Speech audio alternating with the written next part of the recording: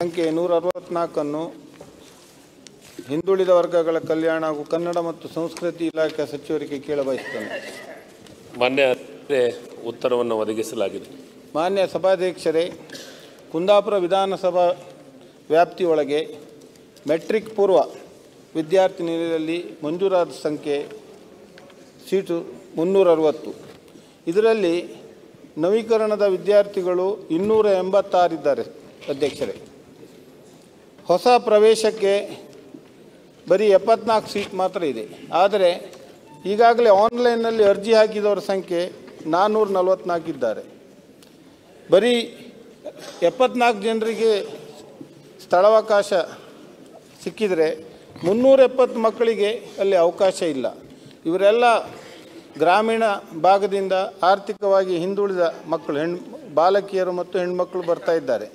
ಸುಮಾರು 30-35 ಕಿಲೋಮೀಟ್ರ್, 40 ಕಿಲೋಮೀಟ್ರಿಂದ ಹಳ್ಳಿಯಿಂದ ಬರುವವರೆಲ್ಲ. ಅವರಿಗೆ ಅವಕಾಶ ಇಲ್ಲದೇ ಇದ್ದರೆ ವಿದ್ಯಾಭ್ಯಾಸದಿಂದ ವಂಚಿತರಾಗ್ತಾರೆ. ಅವರೆಲ್ಲರನ್ನ ಯಾರು ಅರ್ಜಿ ಹಾಕಿದ್ದಾರೆ ಅವರೆಲ್ಲರಿಗೂ ಅವಕಾಶ ತಾವು ಕಲ್ಪಿಸಿ ಕೊಡಬೇಕು ಸಚಿವರ ಮೂಲಕ.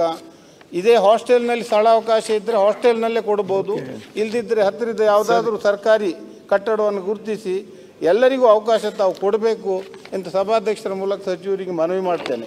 ಇನ್ನೊಂದು ಮನವಿ ಸಭಾಧ್ಯಕ್ಷರೇ, ಈಗಾಗಲೇ ಸ್ಕೂಲು ಮೆಟ್ರಿಕ್ ಪೂರ್ವ ಮತ್ತು PUC ತರಗತಿಗಳು ಪ್ರಾರಂಭವಾಗಿ 1 ತಿಂಗಳು ಕಳೆದಿದೆ ಈಗ ಆಲ್ರೆಡಿ. ಇನ್ನೂ ಹಾಸ್ಟೆಲ್ನ ಅವಕಾಶ ಆಗಲಿಲ್ಲ. ಈ ಶಾಲಾ ಪ್ರಾರಂಭವಾಗುವ ದಿನಗಳ ಒಟ್ಟಿಗೆ ಹಾಸ್ಟೆಲ್ನಲ್ಲಿ ಅವಕಾಶವನ್ನು ಮುಂದಿನ ವರ್ಷ ಕಲ್ಪಿಸಬೇಕು ಅಂತ ನಾನು ಸಚಿವರಲ್ಲಿ ಮನವಿ ಮಾಡ್ತೇನೆ. ಓಕೆ. ಒಮ್ಮೆ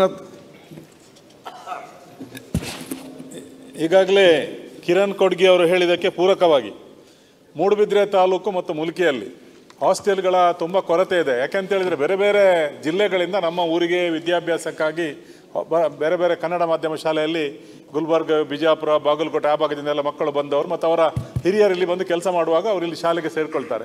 ಅವರಿಗೆ ಹಾಸ್ಟೆಲಿನ ಫೆಸಿಲಿಟಿ ಬೇಕು, ಇಲ್ಲಾಂದರೆ ಅಲ್ಲಿ ವಿದ್ಯೆ ಕೊಡಲಿಕ್ಕೆ ಅವರಿಗೆ ಕಷ್ಟ ಆಗ್ತದೆ, ಇಲ್ಲಿ ಕಳಿಸಿಕೊಡ್ತಾರೆ. ಆದ್ದರಿಂದ ನನಗೆ ಮೂಡುಬಿದ್ರೆ ತಾಲೂಕಿಗೆ ಒಂದು ಹೆಣ್ಣುಮಕ್ಕಳ 100 ಕೆಪಾಸಿಟಿದು ಒಂದು ಹಾಸ್ಟೆಲ್ ಕೊಡಬೇಕು ಅಂತ ಮಾನ್ಯ ಸಚಿವರಲ್ಲಿ ತಮ್ಮ ಮೂಲಕ ವಿನಂತಿ ಮಾಡ್ತೀನಿ. ಈಗ ಸ್ಪೆಸಿಫಿಕ್ ನಿಮ್ಮ ಕ್ಷೇತ್ರಕ್ಕೆ ಸಂಬಂಧಪಟ್ಟ ಇದ್ದರೆ ಶಾಸಕರ ಕಚೇರಿ ರೈಟಿಂಗಲ್ಲಿ ಕೊಡಿ. ಜನರಲ್ ಆಗಿ ವಿಚಾರ ಏನು ಹೇಳಿದ್ದಾರೆ ಕೊಡುಗೆ ಅವರು, ಅದಕ್ಕೆ ಪೂರಕವಾಗಿರುವಂಥದ್ದು. ಸನ್ಮಾನ್ಯ ಸಭಾಧ್ಯಕ್ಷರೇ, ಸನ್ಮಾನ್ಯ ಸಭಾಧ್ಯಕ್ಷರೇ, ಇಲ್ಲ ಫಸ್ಟ್ ಬೆಂಚ್ ಫುಲ್ ಖಾಲಿ ಇದೆ ಮಂತ್ರಿಗಳು. ಓಕೆ. ಈಗ ಪ್ರಶ್ನೋತ್ತರ ನಡೀತಾ ಇದೆ. ಪ್ರಶ್ನೆ ಕೇಳುವ ಎಲ್ಲ ಪ್ರಶ್ನೆಗಳಿಗೆ ಉತ್ತರ ಕೊಡೋ ಸಚಿವರಿದ್ದಾರೆ. ಮಾನ್ಯ ಈಗಾಗಲೇ ನಮ್ಮ ಕುಂದಾಪುರದ ಶಾಸಕರು ಹೇಳಿದಂಗೆ ನಮಗೆ ಅಲ್ಲಿ ವಿದ್ಯಾರ್ಥಿಗಳ ಸಂಖ್ಯೆ ಹೆಚ್ಚಾಗಿದೆ. ಆದರೆ ಈಗಾಗಲೇ ಅದಕ್ಕೆ ಇಲಾಖೆ ಪೂರಕವಾಗಿ ನಾವು ಇಡೀ ರಾಜ್ಯದಲ್ಲಿ 160 ಉನ್ನತ ಶಿಕ್ಷಣ ಇಲಾಖೆಯಿಂದ ಹಾಸ್ಟೆಲ್ಗಳನ್ನು ನಾವು ತೊಗೊತಾ ಇದ್ದೀವಿ. ತೊಗೊಂಡು ಅವನು ನಮ್ಮ ಇಲಾಖೆ ಬ್ಯಾಕ್ವರ್ಡ್ ಕ್ಲಾಸಿಗೆ ನಾವು ತೊಗೊಂಡು ಅಲ್ಲಿ ವಿದ್ಯಾರ್ಥಿಗಳನ್ನು ಸೇರಿಸುವಂಥ ಕೆಲಸವನ್ನು ಮಾಡ್ತಾ ಇದ್ದೀವಿ. ಮತ್ತು ಅದು ವಿಶೇಷವಾಗಿ ಉಡುಪಿ ಜಿಲ್ಲೆಗೆ 3 ಐಡೆಂಟಿಫೈ ಮಾಡಿದ್ವಿ. 3 ಉನ್ನತ ಶಿಕ್ಷಣ ಇಲಾಖೆಯಿಂದ ಹಾಸ್ಟೆಲ್ ತೊಗೊಂಡು 3 ಐಡೆಂಟಿಫೈ ಮಾಡಿದ್ವಿ. ಅವನು ಈ ಸತೆ ನಾವು ಆದಷ್ಟು ಬೇಗ ನೀವೇನು ನಿಮ್ಮ ಕಳಕಳಿ ಇದೆ ವಿದ್ಯಾರ್ಥಿಗಳ ಬಗ್ಗೆ, ಏನು ಕಾಲೇಜ್ ಪ್ರಾರಂಭ ಅದಕ್ಕೊಂದು ಸಿಸ್ಟಮನ್ನು ಮಾಡಿದ್ದೀವಿ.